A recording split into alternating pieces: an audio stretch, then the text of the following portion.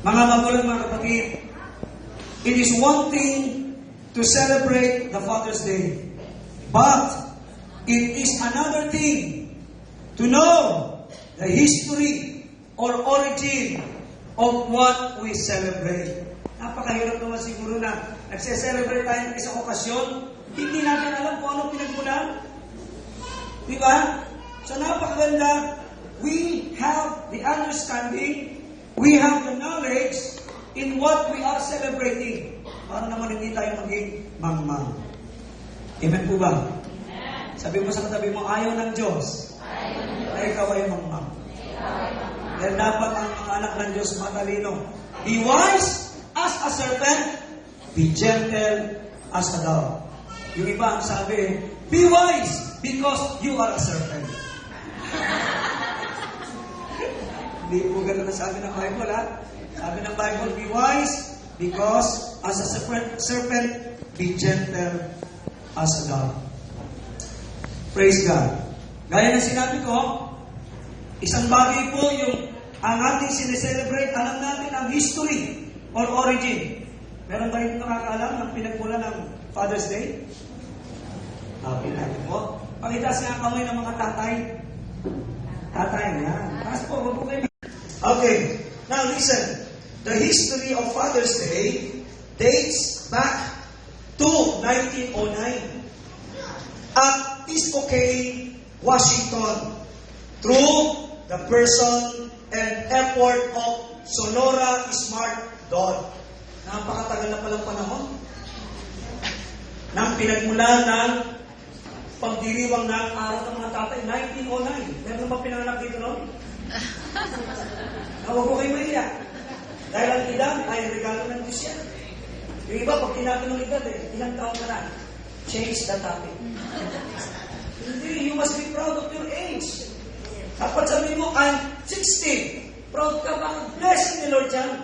Pag hindi mo pinagmalaki ang edad mo, baka hindi na dagdagan ni Lord yan. Amen! Lalo na yung mga medyo nauhuli na sa biyahe ng mga babae, ayaw nang banggitin ng edad. Huh? Pag yung mga single na babae na ang edad, sabihin natin, pawala na o wala na talaga sa kalendaryo kung di nasa metro na ng karpintero. Pero ng mga bata pa yan, ang prayer niya, lalo kung Kristiyano, Lord, let your will be done. Masyadong banal ang panalangin niya. Pagdating sa partnership, let your will be done kapag ang edad ay 18 to 25.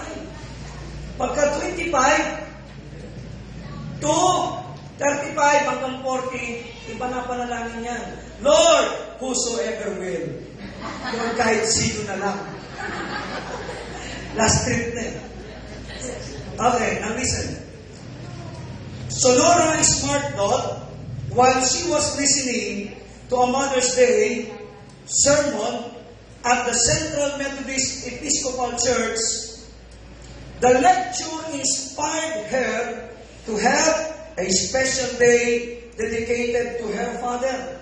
Imagine niyo, ang Father's Day idea was conceptualized while this woman, in the person of Sonora Smart Dodd, listening to a sermon about Mother's Day. Ipinanganak ang araw ng mga tatay noong panahon siya'y nakikinig ng sermon ng araw ng mga nanay. Talagang ang mga nanay ang nanganganak, hindi ang mga tatay. Hello? Nagubuntis lang yung mga tatay, pero hindi nanganganak. Katulad po ako, hindi naman po ito tiyan. Liwanagin ko po, hindi po ito tiyan. Ito po ay dibdib. Mga tatay, kasi minsan naisip yung tayo, malalaki yung tiyan natin, mali kasi ang pananaw natin. Very negative. Ito ho ay dibdib. Ang mga pastor kasi, ginagabihan sa gawain ng Diyos. Minsan kasi, nagsiselos ang may bahay. Ginabi ka na naman. Saan ka na naman ang galing? Ginabi ka. So pag nagagalit, hindi lang basta sa bibig, may kasama pang pagdidibdib. Sa pagdidibdib sa akin, bumaba ng bumaba. Kaya ito ay dibdib. Amen. Nandiyan ba kayo? Amen. Alam niyo po, hindi masamang tumawa ng sama-sama. Ang masamang tumawa, nag-iisa ka. Yan ang masama. Amen. Sabihin sa katabi mo, tumawa ka. Amen po ba? Mamaya kung kailan mabauwi, naglalakad ka mag-isa, tawa ka ng tawa. May diferensya ka kapatid. Amen po ba? Tsaka hindi yung masama ang tumawa. Ang tumawa ko ay gamot para sa iyong katawan niya. Gamot sa puso yan. Amen! Praise the Lord. Palakpakan natin ang Panginoon. Scientifically, biblically, proven po yan. Kaya dapat ang church ay isang lugar na masayang lugar. Hindi ang mga malls, hindi ang mga fast food, hindi ang mga pasyanan. The most happiest place, the most joyous place should be is the church. Amen po ba? Sabihin mo sa katabi mo, bawal ang kasimangot. Kasi ang simangot ang kanyang kamalasan. Amen? So kung mayroon kayo makikita Sunday after Sunday, katabi mo simangot, sa susunod na linggo, mag-iba ka naman sila. Kaya kayo din nag-bless. Kasi ang katabi mo simangot. Tignan nyo ngayon mo ka ng katabi mo. Simangot ba? Pero kung natural na yan, okay na, tanggapin na natin. Amen? Praise God. Now, the lecture inspired her to have a special day dedicated to her father, William Jackson Smart. So, talagang mapalad yung mga may smart. Who had brought her up and her siblings single-handedly after their mother died. Nung mamatay ang nanay ni Sonora Smart Dad, dahil may asawa na rin at may mga anak, yung tatay niya ang tumangkilik sa kanilang lahat, sa kanya at sa kanyang mga naging anak. At dahil dito, naisip niya na magkaroon din ng special day celebration para sa mga tatay dahil sa kadakilaan ng kanyang tatay. Palapakan nga natin ang mga tatay sa araw nito. Smart Dot could realize the greatness of her father and wanted to let him know how deeply she was touched by his sacrifices, courage, selflessness, and love. Sa mga katangian itong ipinakita ng tatay ni Sonora sa kanya, sa panahon na nawala ng maaga ang kanyang ina, at nung siya'y magkaasawa, pati mga anak niya ay inalagaan, tinangkilik ng kanyang tatay through sacrifices of love, courage, selflessness. Nakita niya ang tatay niya ay karapat-dapat bigyan ng pangalan.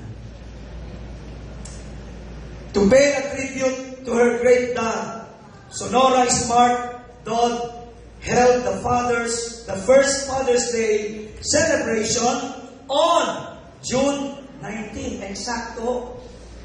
Today is June 19, right? Eksakto. June 19, year 1910, on the birthday of her dad. Mismong eksakto sa araw ng birthday ng kanyang tatay ay pinasimulan niya ang unang pagkakataon ng selebrasyon ng Father's Day.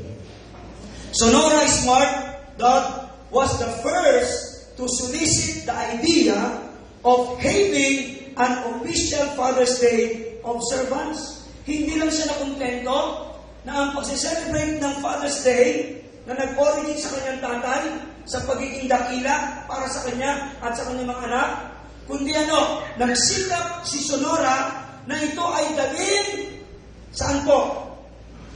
Sa politika na kalagayan para magkaroon ng opisyal na pagdiriwang.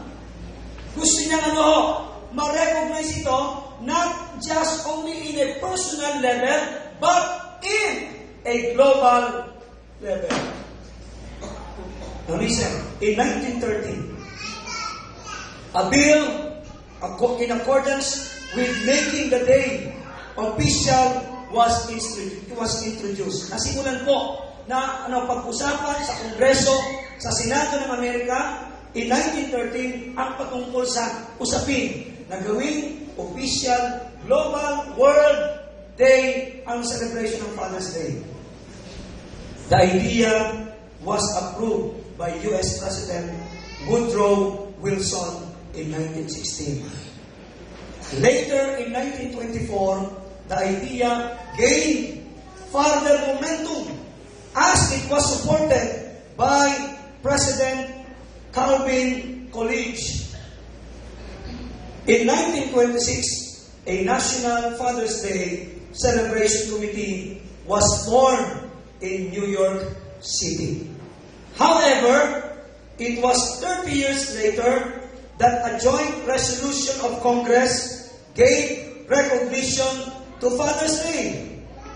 Another 16 years passed before President Richard Nixon established the third Sunday of June as a permanent national observance day of Father's Day in 1972. So naging